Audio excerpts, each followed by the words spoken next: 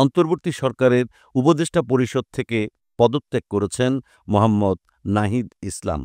মঙ্গলবার ২৫শে ফেব্রুয়ারি প্রধান উপদেষ্টার কার্যালয় এ তথ্য নিশ্চিত করেছে।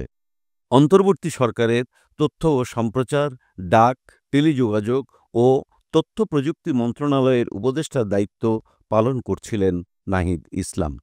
বৈষম্য বিরোধী ছাত্র আন্দোলন ও জাতীয় নাগরিক কমিটি নতুন রাজনৈতিক দল গঠন করতে যাচ্ছে। এই দলের নেতৃত্ব দেবেন নাহিদ ইসলাম। সে কারণে তিনি উপদেষ্টার পদ থেকে পদত্যাগ করেছেন বলে সূত্র জানিয়েছে। আগামী ২৮শে ফেব্রুয়ারি নতুন এই রাজনৈতিক দলের আত্মপ্রকাশ হওয়ার কথা রয়েছে।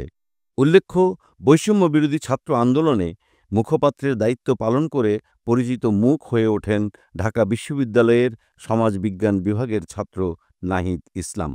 ওই আন্দোলনের ধারাবাহিকতায় ছাত্র জনতার গণঅভ্যুত্থানের মুখে ৫ আগস্ট আওয়ামী লীগ সরকারের পতন ঘটে। এর ৩ দিনের মাথায় ৮ আগস্ট অধ্যাপক মোহাম্মদ ইউনূসের নেতৃত্বে অন্তর্বর্তী সরকার গঠিত হয়।